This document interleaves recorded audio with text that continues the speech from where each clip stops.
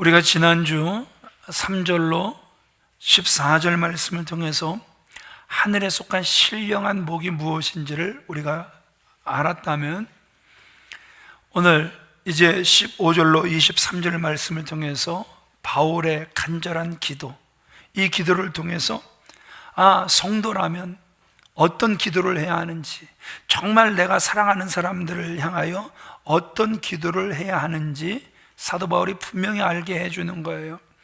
우리의 많은 기도 속에 들어보면 남편 잘 되고 아내 잘 되고 자식 잘 되고 다 잘 되기를 원해요.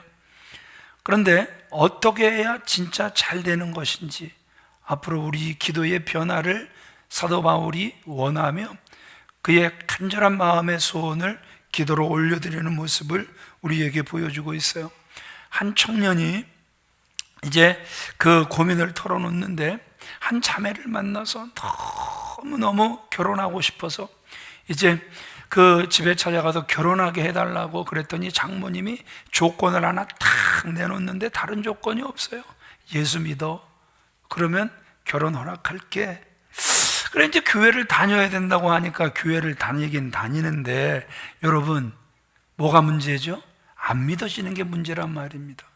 교회 다닌다고 예수가 믿어졌으면 좋겠는데 안 믿어지는 거예요. 오늘 우리 무리 속에서도 교회는 다닌다고 다니지만 사실 하나님이 안 믿어지는 분들이 많이 있단 말입니다. 안 믿어지는데 어떻게 합니까? 이렇게 이야기를 해요.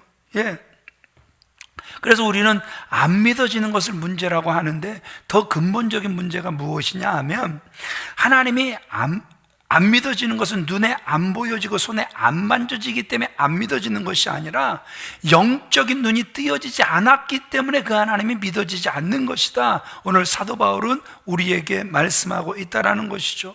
그러나 성령이 우리 안에 내주하셔서 우리 마음의 문을 열어 보여주시면 하나님의 은혜의 세계를 알게 되는 거란 말입니다. 그러나 여러분, 죄송하지만 눈이 뜨이지 않으면 아무리 은혜를 주셔도 아무 소용이 없는 거예요. 우리가 어렸을 때 불렀던 그 어린이 교회 그 찬송가 중에 이런 게 있었어요. 그 누가 문을 두드려, 그 누가 문을 두드려, 우리들의 마음의 문을 그 누가 두드리신다. 그런데 영어로 하면 조금 틀려요. Somebody knocking at your door, Somebody knocking at your door, Oh sinners, why don't you answer? 오 죄인들이여, 왜 대답하지 않나? Somebody knocking at your door. 여러분, 지금도 주님은 우리 마음의 문이 열리기를 기다리시는 거예요. 그래서 지금도 우리를 기다리고 계시는 거예요. 그래서 마음의 문을 열면 주님이 뭐라 그러시는 거예요? 나는 들어가리. 주님이 들어오셔야 비로소 그분이 우리에게 베푸시는 은혜를 보게 되고 알게 된다라는 것이죠. 사람들이 눈이 좋아지기를 너무너무 원해요. 제가 10대 때 20대 때 눈의 소중함을 몰랐기 때문에 눈을 혹사시켰죠. 그래서 눈이 참 안 좋았어요. 그런데 그 눈의 소중함을 알고 난 다음부터 지금까지는 시력이 떨어지질 않는 거예요. 오히려 그 안력, 그 눈의 그 힘이 그 더해지라고 눈 운동을 정말 많이 해줬더니 세상에 올해 건강검진에서는 눈이 작년보다 더 좋아졌어요. 거꾸리를 얼마나 매달렸는지 키는 0.6cm가 더 컸어요. 참 나이를 거꾸로 먹는 것 같아요. 눈은 좋아지고 키는 오히려 늘어나고. 근데 여러분, 눈 그러면 세계에서 어느 나라 사람들이 제일 좋죠? 몽골 사람들의 시력이 얼마까지 나온다 그래요? 6.0까지 나온다 그러죠. 그래서 저 사람들 눈이 왜 저렇게 좋은가 살펴보았더니 그 멀리 있는 양을 다 살펴야 되니까 멀리 보기 위해서 노력하니까 눈의 시력이 좋아진다라는 것이죠. 또 그렇게 이제 멀리 보는 생활이 익숙해져서 눈이 좋아졌다 이렇게 이야기를 해요. 끝없는 들판, 끝없는 초원, 아주 탁 트인 넓은 시야. 그런데 우리들의 삶 보세요. 좀 차를 타고 나가다 보면 산이 있고, 그렇죠? 좀 차를 타고 다니다 보면 막 높은 건물들이 다 이렇게 가려져 있어서 우리의 시야가 넓어질래야 넓어질 수 없는 거죠. 똑같아요. 우리의 마음도 탁 트여야 멀리 보는 건데 우리 앞에 우리 마음의 문을 가로막는 것이 우리 너무너무 많은 거예요. 걱정과 근심, 두려움, 염려, 세상의 그 모든 재리, 이 모든 것들이 우리 앞을 가려버리니까 멀리 볼래야 볼 수 없었다라는 것이죠. 자, 그 성경에 보면 베드로의 신앙 고백이 나옵니다. 베드로가 어떤 신앙을 고백하죠? 우리 마태복음 16장 16절 말씀 같이 읽어보겠습니다. 시작. 주는 그리스도시요 살아계신 하나님의 아들이시니이다. 세상에 어떻게 사람의 입에서 이처럼 놀라운 그 고백을 할 수 있겠습니까? 그랬더니 주님이 그 답을 알려주시죠. 베드로가 어떻게 그런 놀라운 신앙 고백을 할 수 있었을까? 마태복음 16장 17절 말씀을 같이 읽어보겠습니다. 시작. 이를 내게 알게 하니는 혈육이 아니요 하늘에 계신 내 아버지시니. 아하, 이를 내게 알게 하니는 혈육이 아니라는 거예요. 누가 알게 하셨다? 누가 보게 하셨다? 하나님이신 줄 믿으시면 아멘 하시기 바랍니다. 그러기에 저와 여러분들이 정말 가져야 할 눈, 정말 열려야 할 눈은 영안인 줄 믿으시면 아멘 하시기 바랍니다. 영안이 열리지 않는다면 아무리 좋은 눈을 가져도 소용이 없다라는 거예요. 그럼 오늘 성경 말씀을 근거로 왜 영안이 열려져야 하는가? 첫 번째 같이 읽어보겠습니다. 시작. 지혜와 계시의 영이 열리면 하나님을 알게 됩니다. 지혜와 계시의 영이 열려지게 되면 비로소 누굴 알게 된다? 하나님을 알게 된다라는 거예요. 17절 같이 읽어보겠습니다. 시작. 우리 주 예수 그리스도의 하나님 영광의 아버지께서 지혜와 계시의 영을 너희에게 주사 하나님을 알게 하시고. 지혜와 계시의 영이 열려야 비로소 아하, 하나님이 살아 계시는구나, 이것을 알게 된다라는 거예요. 우리가 그 하나님을 알아도 그 하나님과 나의 관계가 사랑의 관계라는 사실을 알아야 복이란 말입니다. 그래서 바울은 예배소 성도들에게 따라합시다. 지혜와 계시의 영을 주셔서 하나님을 알게 하옵소서. 누구를 알게 하옵소서? 하나님을 알게 하옵소서 기도하고 있다라는 거예요. 그래서 영안이 열리고 나면 하나님이 계시구나, 이 정도로 끝나는 것이 아니라 지난주 말씀드렸던 그 하늘의 신령한 복이 깨달아지는 거예요. 아, 하나님이 나를 택하셨구나, 나를 구원하사 자녀 삼으셨구나, 하나님 나라의 엄청난 영광을 물려받을 수 있도록 기업의 복을 나에게 주셨구나, 그리고 그것을 확증하시기 위하여 성령께서 내 안에 오셨구나. 그래서 그분이 내 능력 되신 것을 비로소 알게 된다라는 것이죠. 그 70년대 그 히트쳤던 영화 중에 기독교 영화 낮은 대로 임하소서, 이런 영화가 있었어요. 그 안요한 목사님이 우리 교회 오셔서도 간증하신 거 혹시 기억하시나요? 예, 우리 교회 오셔서도 그분이 간증을 하셨었죠. 그 목사의 아들로서 그 37년을 이렇게 살아가는 동안 무신론자로 살아요. 목사의 아들로 자라면서 교회 안에서 맨 싸움질, 정말 하나님이 살아계시면 어떻게 저런 일만 교회 안에서 일어날 수 있을까? 그래서 마음속에 상처가 하나님을 부정하기 시작하면서 마음의 문을 확 닫아버렸습니다. 자기 힘으로 열심히 살며 성공해 보겠다고 직장생활, 사업도 정말 잘했습니다. 그런데 37살에 그 시력을 잃기 시작하면서 시각장애인이 되어버립니다. 어느 날 아내마저도 떠나버리고, 에이, 정말 이런 비참한 인생 살면 뭐해? 그러면서 자살하려고 하는데 비로소 이 안요한 목사님이 하나님의 음성을 듣게 됩니다. 요한아, 요한아, 내가 너를 버리지 않았단다. 내가 너를 떠나지 않았단다. 마음을 강하게 하라. 마음을 담대히 하라. 여호수아 1장 5절 6절 말씀을 안요한 목사님이 듣게 됩니다. 그 순간 37년간 하나님을 그 부인했던 죄를 깨닫고 회개하고, 하나님은 정말 살아계시는구나. 그래서 그 육신의 눈은 멀었지만 영의 눈을 그가 뜨기 시작했습니다. 이 간증을 누가 들었냐 하면 윤복희 권사님이 딱 듣고는, 그 윤복희 권사님이 이 안요한 목사님의 스토리를 작곡하죠. 혹시 기억나세요? 낮은 대로 임하소서, 이 영화 보셨다면 정말 그 신금을 울리는 그 영의 찬양, 그 딱 들려지는데 이런 거였었어요. 그는 나를 만졌네, 내 영혼을. 나는 그를 느꼈네, 그 숨결을. 주의 사랑 있으면 나 두렵지 않아. 그의 사랑 안에서 나 외롭지 않네. 그는 나를 버리지 아니하고,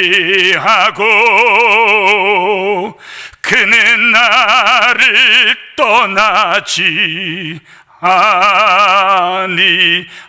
아니하리. 그가 드디어 신학을 하고 목사가 되어 간증을 합니다. 저는 시각장애인이 되고 수지 맞았습니다. 눈으로 보는 37년보다 안 못 보는 7년이 오히려 행복하고 보람이 있었습니다. 44살에 그 고백을 했고, 지금 80이 이제 내년 후년이면 그분도 80이 되세요. 우리가 하나님을 알아도 그 하나님과 나의 관계, 정말 그 하나님이 나를 사랑하신다라는 그 하나님과 나의 관계를 제대로 알아야 복된 관계란 말입니다. 그래서 호세아 선지자가 우리에게 뭐라고 외치고 있습니까? 호세아 6장 3절 말씀 같이 읽어보겠습니다. 시작. 우리가 여호와를 알자, 심써 여호와를 알자. 저와 여러분들이 정말 신앙인이라면 어제보다도 오늘, 작년보다도 올해 하나님을 더 아셔야 성장한 거란 말입니다. 오늘 우리 스스로를 진단해 보자는 말입니다. 나는 하나님을 더 알았습니까? 심써 여호와를 알려고 했습니까? 우리 자신을 하나님께서 보게 하시면 그렇지 못한 삶을 우리가 고백할 수밖에 없을 거란 말입니다. 여러분, 여러분들이 원든 원치 않든 때가 되면 그 모두가 하나님을 부인하던 자들까지도 하나님을 알 때가 분명히 옵니다. 언제지요? 죽고 나면이죠. 누가복음 16장에 가면 부자와 나사로가 나오죠. 부자도 죽고 거지 나사로도 죽습니다. 그런데 이 부자가 딱 죽고 나니까 자기가 떨어진 곳이 어디였습니까?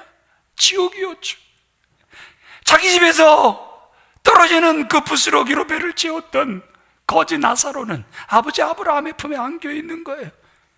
그가 거기서 하나님을 알죠. 하나님의 영광이 무엇인지 그가 보지요.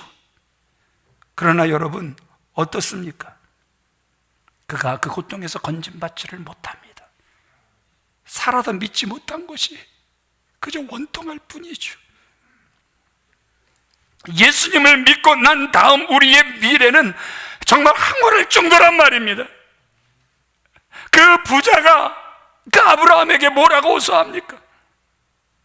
아버지 아브라함이요, 저 나사로를, 세상에 우리 5 형제가 아직도 남아있는데 내가 온 이곳에 오지 않게 해달라고. 세상에 그 지옥에 가서야 비로소 마음의 소원이 자기 형제들의 구원에 있음을 그곳에서 깨닫게 되더란 말입니다. 여러분, 우리가 하나님의 자녀인 줄 믿습니다. 영원한 하나님의 나라를 유업으로 받은 줄 믿습니다. 그 보증으로 성령을 우리 안에 내주게 하셨음을 믿으시면 아멘 하시기 바랍니다. 여러분의 영안이 열려서 이것을 알게 되면 삶이 변하지 않을래야 않을 수가 없다라는 것이죠. 아직 내가 예수님을 믿는다고 하면서 삶의 변화가 없다면 이유는 딱 하나, 아직도 내 영안이 열리지 않아서 그렇다라는 것이죠. 하나님을 사랑한다, 예수님을 사랑한다 말뿐이지 아직도 그 하나님을 마음에 모시기 싫어하기 때문에 그렇다라는 것이죠. 우리 로마서 1장 28절 말씀을 같이 읽어보겠습니다. 시작. 그들이 마음에 하나님 두기를 싫어하매 하나님께서 그들을 그 상실한 마음대로 내버려 두사 합당하지 못한 일을 하게 하셨으니. 우리의 삶은 그 하나님의 성화에 합당한 영광을 올려드리는 삶을 살아야 된단 말입니다. 그럼에도 불구하고 여러분들이 읽으셨던 것처럼 합당하지 못한 삶, 합당하지 못한 일을 그냥 하게끔 내버려 두신단 말입니다. 그 이유가 뭐라고 말씀하고 계시는 거예요? 하나님을 마음에 두기 싫어하니까. 여러분, 하나님을 마음에 모시는 게 여러분 좋을 것 같죠? 얼마나 부담스러운지 모른단 말입니다. 그 말씀에 복종하고 싶은 마음이 내 속에 없는데 그 하나님을 모시는 거 얼마나 그 성령의 감동이 정말 부담스러운지 몰라요. 그래서 아무리 성령이 감동해도 우리가 순종하지 않으니까 결국 소멸시켜버리는 안타까운 모습을 보게 된다는 것이죠. 하나님께서 사랑하시는 귀한 믿음의 성도님들, 호세아야 외침에 귀 기울입시다. 우리 여호와를 알자. 심써 여호와를 알자. 우리 두 번째 같이 읽어보겠습니다. 시작. 지혜와 계시의 영이 열린 성도의 삶은 믿음과 사랑의 삶으로 나타납니다. 예, 정말 우리가 예수 믿는 그리스도인들이 맞다면, 그래서 정말 저분 믿음 정말 좋아요. 이야, 저분 주일 정말 잘 지키죠.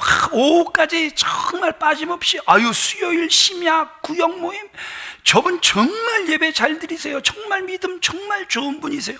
그런데 오늘 성경은 우리의 믿음이 어떻게 나타나야 되느냐, 정말 믿음 좋은 사람의 삶, 정말 지혜와 계시의 영, 성령 충만한 분들의 삶은 따라합시다. 사랑으로 나타나더라. 믿음은 사랑으로 나타나지더란 말입니다. 믿음이 있다고 하며 사랑으로 나타나지 않는 삶, 사랑으로 보여지지 않는 삶, 죄송하지만 아직도 그분은 예수를 온전히 믿는 삶이다, 이렇게 말할 수 없다라는 것이죠. 오늘 그런데 예배소 교인 보세요. 너희의 믿음과 사랑, 예배소 교인들이 진짜 그리스도인이 됐다, 이런 말이란 말이에요. 이런 뜻이잖아요. 누구나 영안이 열리면 이처럼 믿음의 사람, 그 믿음의 사람의 삶, 사랑의 사람이 되는 거란 말입니다. 예수를 믿는다면 반드시 그렇게 되는 거란 말입니다. 믿음 정말 놀라운 거란 말입니다. 믿으려고 애쓰지 않아도 저절로 믿어지는 거란 말입니다. 그런데 착각하지 말 것은, 우리가 그 믿음이 생겼다고 해서 두려움이나 염려가 사라졌다, 이 말은 아니에요. 우리가 올려드리는 찬양의 가사에 심지어 아주 샤킹한 찬양의 가사가 있죠. 뭐냐 하면, 이 세상에 근심된 일이 많고 참 죽을 일 쌓였구나. 이 세상에 근심된 일이 너무너무 많고 심지어는 죽을 일까지 쌓여있다, 우리가 이렇게 찬양하지 않습니까? 그러나 하나님이 살아계시고 그 하나님이 내 아버지가 되셔서 영원한 하나님의 나라를 우리는 유업으로 받았고 확증으로 성령이 내 마음에 오셨으니 도대체 두려워하고 염려할 것이 무엇이냐, 이러한 뜻입니다. 이것이 믿어지니까 내 마음이 평안해지는 거예요. 이것이 믿어지니까 그 어떤 처지에서도 우리가 기쁨을 잃지 않는 거란 말입니다. 도대체 어떻게 하면 이런 믿음이 생기는 것입니까? 영안이 열려서 하나님을 알게 되고 그분 안에서 소망이 생기고 성령의 능력을 얻게 될 때란 말입니다. 이 믿음이 우리의 삶을 구원해내는 거란 말입니다. 구약의 위대한 인물 누구죠? 다윗. 그의 믿음은 어떤 믿음이었습니까? 삶을 구원하는 믿음이었단 말입니다. 우리가 시편 23편을 날마다 고백합니다. 때만 있으면 우리가 고백을 합니다. 그 시편 23편 1절과 4절을 읽어보겠습니다. 시작. 이로 말미암아 시편이요, 시편 시작. 여호와는 나의 목자시니 내가 부족함이 없으리로다. 원수의 목전에서 내게 상을 베푸시고. 세상에 다윗에게는 부족한 거 투성이잖아요. 그렇죠? 도망자의 삶, 그렇죠? 풍전등화. 세상에 언제 그 목숨을 그 장인이 빼앗아갈지 몰라요. 발 뻗고 자는 것도 쉽지 않아요. 동굴에서 사는 삶, 눈치 보고 사는 삶. 어떻게 그 삶이 여러분 평안한 삶이다 이렇게 누가 이야기할 수 있겠습니까? 그런데 다윗 보세요. 그 상황 속에서도 누가 나를 이끈다라는 거예요? 여호와는 나의 목자시니 내가 부족함이 없을 것입니다.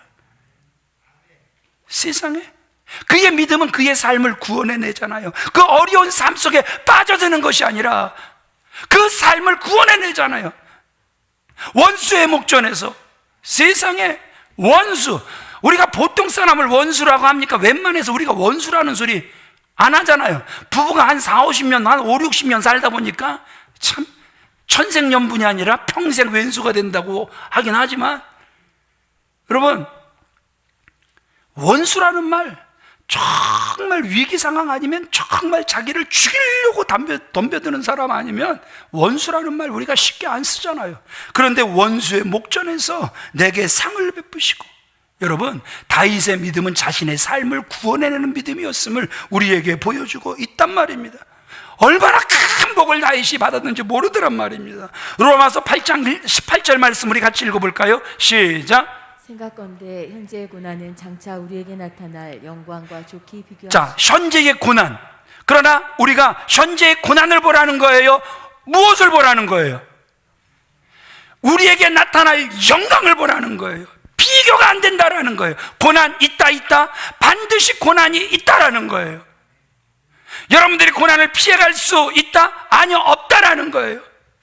그러나 그 고난 속에서도 우리 눈에 우리 영안이 열려서 무엇을 보는 거예요? 장차 나타날 영광을 보니 이거 고난 아무것도 아니더란 말입니다. 그러니까 눈이 열려 제대로 비교해야 하는데 눈이 열리지 않아 제대로 비교하지 못하니까 지금의 고난이 훨씬 더 무거운 거예요. 그래서 이 고난에 눌려 장차 나타날 그 영광을 놓쳐버리는 이런 안타까운 모습도 우리는 보게 된다는 것이죠. 꼭 기억하세요. 지금 예수 믿는 것 때문에 고난당하고 우리가 예수님의 이름을 전하기 위해서 고난 겪는 것, 여러분 장차 나타날 영광에 비하면 따라합시다. 아무것도 아니다. 아무것도 아니다. 우리 옆 사람에게 좀 알려주세요. 아무것도 아니래요. 시작. 예. 또 믿음이 있으면 어떤 삶을 살아가더라? 사랑하는 삶을 살아가게 되더라. 여러분 이 사랑하게 되는 것, 이게 얼마나 놀라운 일인지를 모른단 말입니다. 우리 요한복음 13장 우리 34절로 35절 말씀도 같이 읽어보겠습니다. 시작. 새 계명을 너희에게 주노니 서로 사랑하라. 내가 너희를 사랑한 것 같이 너희도 서로 사랑하라. 너희가 서로 사랑하면 이로써 모든 사람이 너희가 내 제자인 줄 알리라. 왜 믿음은 저절로 사랑으로 이어져야 되는 것입니까? 반드시 사랑하는 삶을 살아내야 하는 것입니까? 오늘 예수님은 분명히 말씀하고 계세요. 너희가 서로 사랑하면 비로소 모든 사람이 너희가 내 제자인 줄 알리라. 교회에서 사랑이 식어지면은요, 서로가 서로를 향한 이 사랑이 식어지면은요, 세상 사람들이 볼 때 아이고 썩었네, 냄새나네, 이 소리밖에 못 듣는다라는 거예요. 와, 저 사람 한 1년에 한 100억씩 번데, 한 200억씩 번데, 어마어마하게 번데 복 받았대. 그 믿음이 저 사람을 저렇게 성공시켰대. 우리는 그렇게 이야기할 수 있겠지만 주님이 보시는 관점에서 그 믿음이 결국 사랑의 삶으로 이어지지 않으면 죄송하지만 그 믿음은 헛것입니다. 정말 여러분들이 예수를 믿었다면 사랑하는 사람이 되는 것이고, 사랑하지 못한다면 죄송하지만 아직 예수를 진짜 믿는 건 아니에요. 저 제자 교육 어마어마하게 오래 받았는데요, 죄송하지만 아직도 진짜 제자가 된 것은 아니란 말입니다. 예수 믿고 변하는 가장 놀라운 기적은 저절로 내가 사랑하는 사람이 된다라는 거예요. 사랑하고 용서하려고 고민하고 괴로워하는 것이 아니라 그냥 저절로 되는 거란 말입니다. 지혜와 계시의 영이 내게 오셔서 내 마음의 눈이 밝게 열려서 하나님을 알고 내가 받은 복을 알고 내 인생의 마지막 내가 어떻게 될 것을 알고 나면, 그래서 내 안에 오신 그 성령님의 능력을 우리가 제대로 알고 나면 정말 모든 이들을 우리가 사랑할 수밖에 없게 된다는 것이죠. 우리 이 부분을 같이 읽어보겠습니다. 시작. 예수 믿기 전에는 진짜 사랑을 몰랐습니다. 그래서 많은 사람 가운데 살지만 사실은 혼자서 외롭게 고독하게 사는 것입니다. 사랑받으려고만 하는 이기적인 마음을 가지고 사는 것입니다. 그런데 예수 믿고 난 다음에 죄인인 나를 독생자까지 주신 하나님의 사랑을 알게 되고 그것이 정말 깨달아지고 나면 사랑을 안 할 수가 없습니다. 그래서 사랑하는 사람이 되는 것입니다. 예수 믿는다는 것은 곧 사랑의 사람이 되었다는 말입니다. 다시 따라하겠습니다. 예수 믿는다는 것은 사랑하는 사람이 됐다는 것입니다. 그러니까 여러분, 이런 소리, 교회 처음 오신 분들 중에 아휴, 난 진작부터 교회 다니고 싶었는데 내 옆에 내 하는 짓을 보니까 예수 믿고 싶은 마음이 1도 없었다. 우리 엄마 아버지 하는 짓 보니까 예수 믿고 싶은 마음이 1도 없었다. 사실 그분들은 너무너무 불쌍한 사람들이에요. 예수 못 만난 사람들이에요. 그런데 여러분들은 그분들을 바라보다가 예수 못 만날 뻔했지만 나오신 게 은혜인 줄 믿습니다. 그래서 교회 안에서 어떤 사람과 여러분들은 교제가 있어야 되냐 하면, 만나면 원망불평하는 사람, 그런 사람들하고는 아예 관계를 하시면 여러분들 영은 싹 죽습니다. 아주 불행해집니다. 입을 열면 하나님 사랑, 입을 열면 예수님 사랑, 입을 열면 교회 사랑. 그래서 교회를 세워가길 원하는 그러한 사람을 만나야 여러분들의 영혼도 살 줄 믿습니다. 그래서 사람 잘 만나는 거 정말 큰 복입니다. 여러분들에게 그런 복이 있길 우리 주 예수 그리스도 이름으로 축원을 드립니다. 세 번째 같이 읽어보겠습니다. 시작. 지혜와 계시의 영이 열리면 마음의 눈이 밝아집니다. 18절 같이 읽습니다. 시작. 너희 마음의 눈을 밝히. 너희 마음의 눈을 밝히사. 그러니까 사도 바울이 굉장히 신비스러운 이야기를 하는 거예요. 육신의 눈도 있는데 우리는 볼 수 없지만 마음의 눈이 있다라는 거예요. 그래서 사도 바울은 육신의 눈을 밝혀달라 이렇게 기도하는 게 아니라 마음의 눈을 밝혀달라고 기도하고 있단 말입니다. 바울의 우리의 마음의 눈을 밝혀달라는 기도, 이게 여러분 무슨 뜻입니까? 왜 마음을 밝혀달라, 마음의 눈을 왜 밝혀달라고 하는 거예요? 마음의 눈이 멀어있기 때문에 그렇다라는 거예요. 여러분, 세상 사람들 눈에 돈이 얼마나 중요한지, 높아지는 것이 얼마나 중요한지, 재산, 아파트, 자동차, 건강, 환경이 얼마나 소중한지, 그것이 인생의 전부처럼 느껴지는 분들이 참으로 많아요. 부정적인 것이 잘 보이는 분들의 눈에는 긍정적인 것이 보일 수가 없습니다. 땅의 것만 보는 분들은요, 죄송하지만 하늘의 것을 볼 수가 없다라는 것이죠. 그래서 오늘 사도 바울은 다시 한번 여러분 기억하세요. 마음의 눈, 마음의 시력을 회복시켜달라 이렇게 기도하고 있는 거란 말입니다. 그래서 여러분들의 남편과 여러분들의 아내와 여러분들의 자녀, 여러분들의 교회, 여러분들이 사랑하는 사람들, 정말 신앙이 좀 있다고 하는 분들을 향하여 여러분들이 올려드려야 될 기도는 이런 거라는 거예요. 주여, 마음의 시력을 회복시켜 주시옵소서. 그래서 누굴 보게 해달라고? 하나님을 보게 해달라고, 하나님을 알게 해달라고.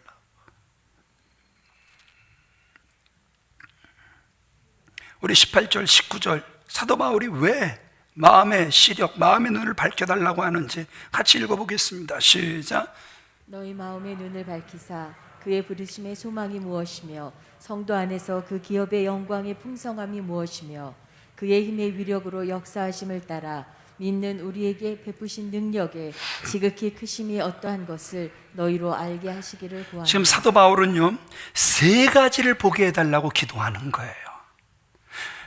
여러분들에게도 이런 은혜가 있기를 바랍니다. 여러분들의 기도 속에 늘 이것 보게 해달라고, 날마다 이것 보고 시작하게 해달라고 여러분 기도하셔야 되는데, 첫 번째 따라합시다. 마음의 눈을 밝혀 부르심의 소망이 무엇인지 알게 하소서. 무엇을 알게 해달라고요? 부르심의 소망이 무엇인지 알게 해달라는 거예요. 부르심, 이것을 우리는 뭐라 그래요? 소명이라 그러죠. 마음의 눈이 밝아지면 그때부터 내가 이 땅에 왜 태어났는지, 나라는 존재의 가치를 비로소 알게 되는 거예요. 나를 부르신 하나님의 뜻을 알게 되는 거란 말입니다. 예수 믿는다라는 것은요, 아무렇게나 살다 아무렇게나 죽는 게 아니에요. 소명이 보이면 과거에 내가 왜 그 큰 고난을 당해야 했는지, 지금 내가 왜 이 어려운 환경을 잘 이겨내야 하는지, 미래에 내 삶이 얼마나 가치 있는 삶이 될는지 알게 되는 거란 말입니다. 그것이 부르심의 소망이죠. 사도 바울 보세요. 그가 과거에는요, 정말 예수님을 만나 성령 충만해지기 전에는요, 그는 하나님 제일 잘 섬기는 사람, 하나님 제일 잘하는 사람, 그래서 그 하나님의 나라를 그 땅에 세워가기를 가장 열망했던 사람이 사도 바울이었어요. 그런데 누구를 만나니까 그가 잘못된 삶을 산 걸 아는 거예요? 예수님을 제대로 만나니까 지금까지 자기의 삶이 잘못된 것을 아는 거예요. 자기는 지금 누구를 힘쓰고 해서 핍박하는 겁니까? 교회를 핍박하는 거죠. 예수 믿는 자들을 핍박하는 거죠. 그런데 예수님이 나타나셔서 사울아 사울아 어찌하여 내가 나를 핍박하느냐. 아하, 교회를 핍박하는 것이 곧 예수를 핍박하는 것이구나. 비로소 그가 거기서 깨닫게 되는 거예요. 누구를 만나고 나니까? 주님을 만나고 나니까 그의 신앙, 그의 가치, 인생의 목적, 모든 것이 변하더란 말입니다. 나는 이방인을 구원하기 위해 택해진 하나님의 그릇이다. 이것이 바울 인생 목적 선언문이 되더란 말입니다. 가정 안에서 부르심의 소망이 있죠. 불신 가정에 왜 저를 보내셨습니까? 그래서 왜 저를 이렇게 힘들게 하십니까? 아니야, 내가 너를 그곳에 보낸 것은 그들을 나의 마음으로 섬겨서 그 가정을 구원하기 위한 가정 선교사로 내가 너를 그곳에 파송했단다. 그러기 위해서 하나님이 우리를 보내셨다라는 것이죠. 우리 교회로 저와 여러분들을 부르신 그 이유는 반드시 뭐가 있다라는 거예요? 우리를 부르신 소망이 분명히 있는데, 우리 중 한 사람도 예외 없이 그냥 교인되고 그냥 한 사람도 의미 없이 직분 받은 사람이 없다라는 거예요. 직장, 직업, 사업 다 부르심의, 보내심의 뜻이 있다라는 거예요. 대한민국 백성 되게 하신 것도 다 부르신, 보내신 뜻이 있다라는 거예요. 사도 바울이 두 번째 왜 마음의 눈을 밝혀달라고 합니까? 따라합시다. 성도가 가진 기업의 영광이 얼마나 풍성한지 알게 하소서. 예, 성도가 가진 기업의 영광이 얼마나 풍성한지 알게 해달라고. 그래서 마음의 시력을 회복시켜 달라고. 사실 신앙생활 하면서 봐야 할 건 이건데 이걸 못 보니까 세상 거 조금 잃으면 그거 다시 회복하려고 발버둥을 치는 거란 말이에요. 저절로 하나님이 더해 주실 걸. 우리는 달라고 이방인이 구하는 기도와 똑같은 기도를 하면서 살아가게 되더라는 것이죠. 바울은 우리의 마음의 눈을 밝혀서 성도가 가진 기업이 얼마나 영광스러운 것인지, 풍성한 것인지 보여달라고 기도하고 있어요. 그러니까 다른 기도가 아니죠. 영적인 기업, 영적 유산에 대해서 눈을 뜨게 해달라는 거예요. 우리가 이런 찬양을 올려드리죠. 나의 영원하신 기업,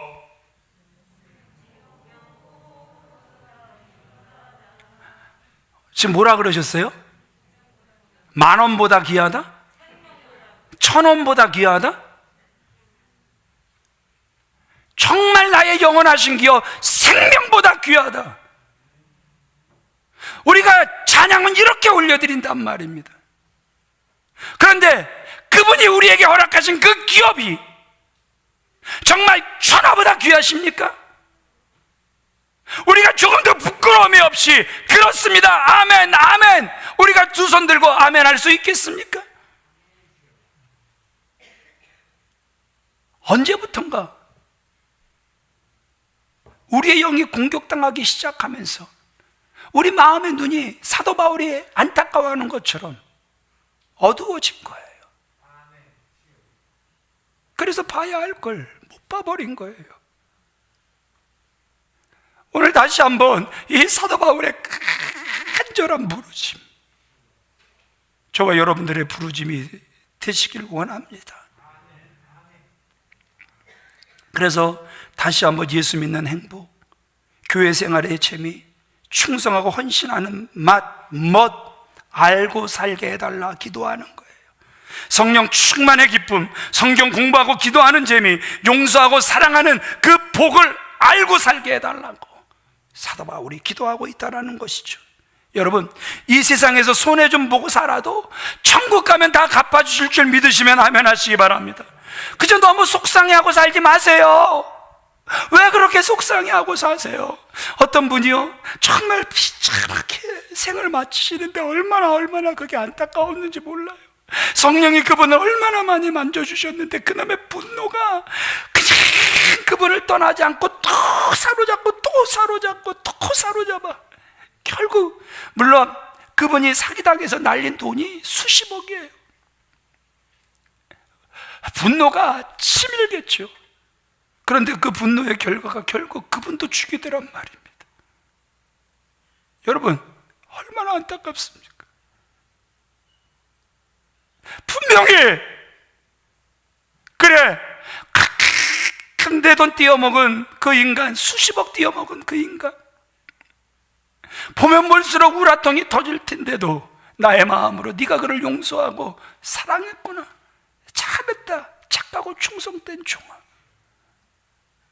우리가 이 소리를 들어야 되지 않겠습니까? 다시 한번 주님의 이름으로 여러분들 권면합니다. 너무 속상해하지 말고 사세요. 하나님이 알고 계십니다. 하나님이 갚아주실 줄 믿으시면 아멘 하시기 바랍니다. 내가 가진 분복은 안 보이고 남이 가진 것만 부러워하며 사는 사람, 얼마나 여러분 불행한 삶을 살아가는 것입니까? 우리 세 번째, 마음의 눈이 왜 밝아지기를 사도 바울이 간절하게 기도하고 있는가? 따라합시다. 하나님이 베푸시는 능력이 얼마나 큰지를 알게 하옵소서. 네, 하나님이 베푸시는 능력이 얼마나 큰지 알게 해달라는 거예요. 자, 고린도전서 2장 12절 같이 읽어보겠습니다. 시작. 우리가 세상의 영을 받지 아니하고 오직 하나님으로부터 온 영을 받았으니 이는 우리로 하여금 하나님께서 우리에게 은혜로 주신 것들을 알게 하려 하시느라. 성령을 제대로 받았다면, 성령을 정확하게 받았다면 우리가 뭘 알게 되는 거예요? 하나님께서 우리에게 베푸신 은혜가 무엇인지를 아는 거예요. 이게 성령 받은 사람인 거예요. 안 그러면 말이 성령 받았다고 하지만, 여러분 죄송하지만 잘못된 성령을 받은 분일 확률이 너무너무 높다라는 거예요. 다시 한번 여러분들을 주 안에서 축복합니다. 성령 충만하시길 바랍니다. 그래서 하나님께서 우리에게 베푸신 그 은혜가 얼마나 크고 놀랍고 위대한지 알게 되시는 저와 여러분들이 다 되어지시길 우리 주 예수 그리스도의 이름으로 축원을 드립니다. 중세에 아주 광적인 그 미술품 수집가가 있었어요. 예수님께서 최후의 만찬지 사용하신 그 은잔, 이것이 유럽 어디엔가 있다라는 그 소문을 그가 딱 듣고는 그 은잔을 찾아 나서요. 전 유럽을 그가 다 뒤지는 가운데 아주 중요한 정보 한 가지를 얻습니다. 10년 전에 백마를 탄 백작이 그 은잔을 사갔다라는 거예요. 그래서 백작의 키, 백작의 생김새, 그 백작이 타고 나타났던 말 아주 자세하게 알아본 다음에 또 사방을 찾아 헤맵니다. 도대체 그 사람이 누구일까? 또 오랜 세월 찾아 헤매다가 그 은잔을 10여 년 전 사간 사람이 바로 자신이었다라는 사실을 알게 됩니다. 그 은잔은 화려하지도 않았고 정교하지도 않았습니다. 그래서 그 은잔을 사긴 샀지만 그 은잔을 창고 한 귀퉁이에 던져버리고 말았다라는 것이죠. 이제 말씀의 결론을 내리기를 원합니다. 하나님께서 사랑하시는 귀한 믿음의 성도님들, 여러분들이 그토록 목말라 하는 이유가 무엇입니까? 무엇에 배고파 그토록 찾고자 헤매고 계십니까? 무엇에 여러분들 배고파 하시고 목말라 하십니까? 무엇 때문에 여러분들 그렇게 비참하고 무엇 때문에 여러분들 그렇게 속상하십니까? 오늘 사도 바울은 하나님을 알라는 거예요. 하나님을 배우라는 거예요. 힘써 여호와를 배우라는 거예요. 마음의 눈을 뜨라는 거예요. 이미 여러분들이 다 가지고 계신다라는 거예요. 아멘이십니까? 이미 여러분들 다 가지고 계신대요. 이미 여러분들 안에 없는 게 없다라는 거예요. 영혼의 창고에 처박아 두시지 말고 복음의 능력, 하늘의 복을 누리시는 저와 여러분들이 다 되어지시길 우리 주 예수 그리스도 이름으로 축원을 드립니다. 그 은혜를 영원히 누리겠네.